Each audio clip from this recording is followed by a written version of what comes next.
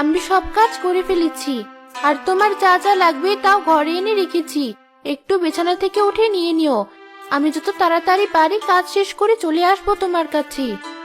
প্রতিদিন তো কাজ করিস মা, আমার শরীরটা মোটেই ভালো লাগছে না। তুই না হয় আজ আমার কাছেই থাক, তাহলে আমার একটু ভালো লাগবে।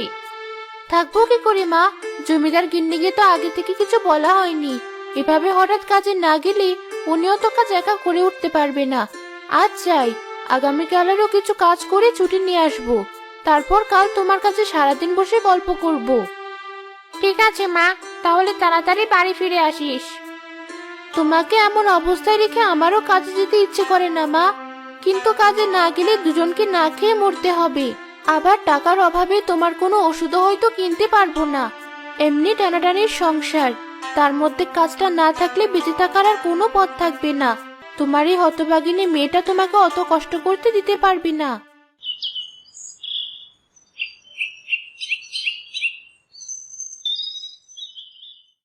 কিরে লতা, আজ তো দেরি করে এলি? জানিস তো বাড়িতে কত কাজ, আর তুই ছাড়া আমি একা একা কাজ সামলাতে পারি না। তাও এমন দেরি কেন করলি বলতো? আসলে গিন্নিমা, আমার মা বেশ অসুস্থ, তাই সকালে বাড়ির কাজগুলো করে তারপর তার সব গুছিয়ে দিয়ে আসতে একটু দেরি হয়ে গেছে। আমি ছাড়া তো মায়ের কেউ নেই যে করে দেবে। সারাদিনে তো কেউ মায়ের পাশে থাকবে না। কাল থেকে সকাল সকাল ওসব কাজ করে এখানে তাড়াতাড়ি চলে আসবো। আচ্ছা, তাই করিস। নে, এখন কটা খেয়ে তারপর কাজ কর দেখি। তোর চোখ মুখ দেখে বোঝা যাচ্ছে কিছু খাসনি। আমার মায়ের পর আপনি একমাত্র মানুষ যে আমাকে এতটা বোঝেন। এছাড়া পৃথিবীতে আমার মতো হতভাগিনীকে বোঝার আর কেউ নেই। অল্প বয়সে স্বামীকে হারিয়ে মায়ের ঘাড়ে বোঝা হয়ে পড়ে থেকে মানুষের শুধু কটু কথা আর অবহেলাই পেয়েছি। মা শুধু মুখ ফেরাতে পারেনি। এই দেখুন কি সব আবোল তাবোল বলছি আমি। ওসব নিয়ে মন খারাপ করিস না। আল্লাহ ঠিক একদিন তোর উপর মুখ তুলে চাইবেন। এখন তুই খেয়ে কাজে হাত লাগা দেখি। সকাল হয়েছে সেই কখন, এখনো এক কাপ চা পেলাম না। সব কি করে বুঝি না আমি। কোথায় সব? আবার চা কি দেবে, নাকি আমি বাইরে কাজে চলে যাব? একটু অপেক্ষা করো, লতা চা নিয়ে আসছে। এত বেলা হয়েছে আর ও এখন চা নিয়ে আসবে? এত বেলা কি করলো তাহলে? তুমি কিছু বলনি? বেচারির মা অসুস্থ, তাই আসতে একটু দেরি হয়েছে। আসার পর আমি আবার কটা খেতে দিয়েছি, তাই একটু দেরি হলো। একটা দিন তো, একটু মানিয়ে নাও। তোমার এসব দেখলে আবার ভীষণ রাগ হয়ে যায়। এসব ছোট লোকদের সাথে এভাবে মেশার কোনো কারণ আমি দেখি না। যাই হোক, আজ আর চা খাওয়ার মন মানসিকতা নেই। আমি যাচ্ছি কাজে। তুমি তোমার ওসব চাকর বাকরদের খাওয়ানো নিয়ে ব্যস্ত থাকো। মানুষের কাছে আর কত ছোট হতে হবে আমাকে, আর কত অপমানিত হব? আমি কি এমন অপরাধ করেছিলাম যে এত কষ্ট পেতে হচ্ছে? আমার যে আর এত অপমান সহ্য হয় না। এই মানুষটা এত এত মানুষের মাঝে থেকেও কেন যে মানুষ হয়ে উঠতে পারে না, আমি বুঝি না। কিরে, তুই এখানে দাঁড়িয়ে এভাবে কাঁদছিস কেন?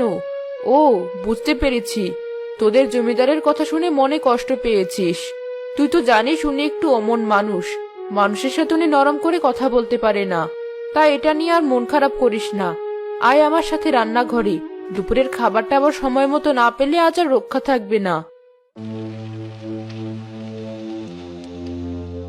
মা, এ কি লতা, তুই কি এ বাড়িতে শুধু মায়ের পেছন পেছন বসে থাকার জন্যই আসিস নাকি?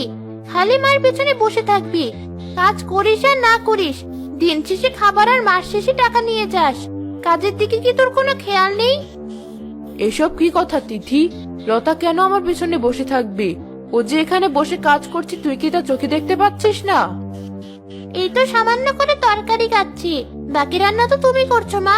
তাহলে তুমি কি ওইটুকু কাজ করে নিতে পারবে না? এই, তুই এখন এখানে বসে আছিস? আমার ঘর অগোছালো হয়ে আছে, গিয়ে গুছিয়ে দিয়ে আয়। যা বলছি এখনই। তোর একই ব্যবহার তিথি। আমি যত তোর ব্যবহার দেখছি তত অবাক হয়ে যাচ্ছি দিন দিন। এতদিন তোর বাবার এমন ব্যবহারে আমি বিরক্ত ছিলাম, আর এখন তোর কাজ করাতে হবে এসে ভালোভাবে বলতি, ও করে দিত। এমন ব্যবহার করার কোনো দরকার ছিল?